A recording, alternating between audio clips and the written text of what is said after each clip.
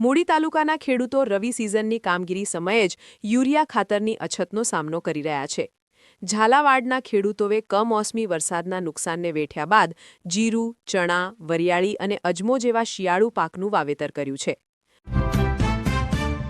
Boat વિહાર પર પ્રતિબંધ મૂકતા વિરમગામ નજીક આવેલું નળ સરોવર પક્ષી અભયારણ્ય છેલ્લા 2 વર્ષથી બંધ હાલતમાં છે. પરિણામે કાયલા અને વેકરિયા ગામના આશરે 300 બોટ ચાલક પરિવારોની રોજીરોટી છીનવાઈ ગઈ છે. ઉત્તરાયણ પર્વ પહેલા ચાઇનીઝ દોરીનો બેફામ વેપલો શરૂ થયો છે.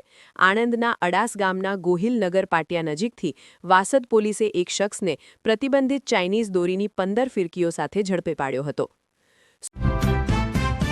સુરેન્દ્રનગર મહાનગરપાલિકા દ્વારા શહેરીજનોના આરોગ્યને ધ્યાનમાં રાખીને શહેરના વિવિધ વિસ્તારોમાં ખાણીપીણીના ધંધાર્થીઓ, ફૂડ સ્ટોલ અને લારી ગલ્લાઓનું ચેકિંગ હાથ ધરવામાં આવ્યું હતું. ધોળકામાં સાયબર ફ્રોડનું નવો કિમિયો સામે આવ્યો છે. ખાનગી કંપનીમાં નોકરી કરતા યુવકની જાણ બહાર 7.68 લોન મંજૂર કરાવી આરોપીઓ ગણતરીની મિનિટોમાં 5 લાખ ટ્રાન્સફર કરી લઈ છેતરપિંડી આચરી હતી. ગાંધીનગરની સ્ટેટ મોનિટરિંગ સેલની ટીમે આણંદ જિલ્લાના સામરખા નજીક હાઇવે ઉપરથી એક ટ્રકમાં લવાયેલા ₹50 લાખથી વધુના વિદેશી દારૂના જથ્થા સાથે એક ટ્રકને ઝડપી પાડી હતી.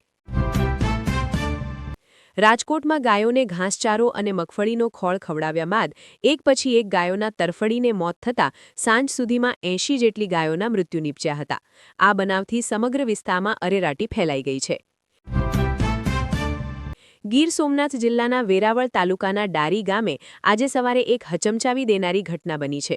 પારિવારિક કલેશના કારણે એક હસતા રમતા પરિવારનો માળો વિખેરાઈ ગયો છે. પતિએ પિયરમાં રીસામણે રહેલી પત્નીની કરપીણ હત્યા કર્યા બાદ પોતે પણ ઝેરી દવા ગટગટાવીને આપઘાત કરી લેતા ચકચાર મચી ગઈ છે. દર્શક મિત્રો, આગળના સમાચાર પહેલા એક વિનંતી છે. જો હજી તમે અમારી ચેનલ વિશ્વદર્શન સબસ્ક્રાઇબ નથી કરી તો એકવાર કરી લેવા નમ્ર વિનંતી છે. અમદાવાદમાં બેંક ઓફ બરોડા સાથે 3.48 કરોડની છેતરપિંડી, 18 વર્ષે ચુકાદો, 4 આરોપીઓને 3 વર્ષની કેદ.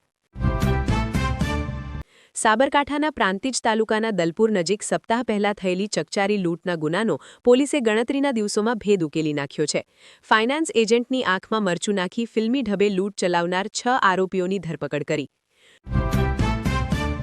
ગુજરાતમાં અત્યાર સુધીમાં 30 લાખ હેક્ટરથી વધારે વિસ્તારમાં રવિ પાકોનું વાવેતર થઈ ગયું છે, જેમાં ઘઉં, ચણા અને જીરું મોખરે છે, જ્યારે વિસ્તાર મુજબ ખેડૂતોએ રવિ સિઝનમાં પરંપરાગત પાકોનું વાવેતર પણ કર્યું છે.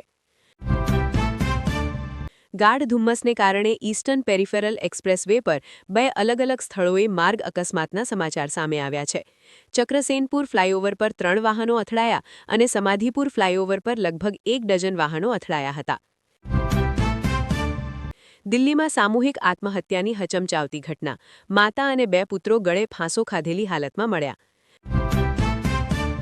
દિલ્હીમાં શનિવારે સવારે ખૂબ જ ધુમ્મસ જોવા મળી. રાજધાનીની હવાની ગુણવત્તા સતત કથળી રહી છે. પરિણામે શનિવાર સુધીમાં તે ગંભીર શ્રેણીની નજીક પહોંચી ગઈ હતી. જમ્મુ કાશ્મીર, હિમાચલ પ્રદેશ, ઉત્તરાખંડ જેવા પહાડી રાજ્યોમાં કાતિલ ઠંડીનું મોજું ફરી વળ્યું હતું. તેની અસર ઉત્તર પ્રદેશના મેદાની પ્રદેશોમાં થઈ હતી, જેમાં ઉત્તર પ્રદેશ, મધ્યપ્રદેશ, રાજસ્થાન, પંજાબ, હરિયાણા, દિલ્હી સહિતના રાજ્યોમાં થઈ હતી. પ્રમુખ ડોનાલ્ડ ટ્રમ્પના ટેરિફને કારણે અમેરિકા સાથે સંબંધોમાં ઉતાર-ચઢાવ વચ્ચે ભારતે પૂર્વીય લદ્દાખમાં સરહદના વિવાદ છતાં ચીન સાથે સંબંધો સુધારવા પહેલ કરી.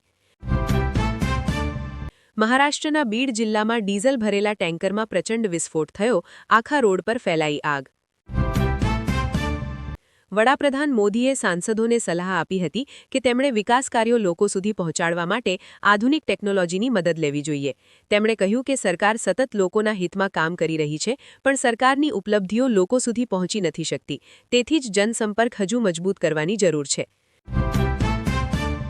ભારત પાકિસ્તાનના ભાગલા પડ્યા બાદ પ્રથમ વખત પાકિસ્તાનમાં કોઈ યુનિવર્સિટી દ્વારા વર્ગખંડોમાં સંસ્કૃત ભાષાનું શિક્ષણ પુનઃ શરૂ કરવામાં આવ્યું.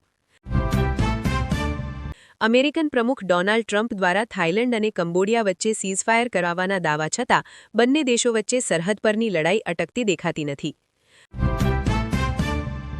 અમદાવાદના કાંકરિયા વિસ્તારમાં કાર્યરત જય શ્રી ક્રિએશન નામની પેઢીના સંચાલકોએ કાપડના વિવિધ વેપારીઓ પાસેથી ઉધારીમાં માલ ખરીદી સમયસર નાણાં ન ચૂકવીને કુલ ₹3.83 કરોડની જંગી રકમની છેતરપિંડી આચરી હોવાની ઘટના સામે આવી છે.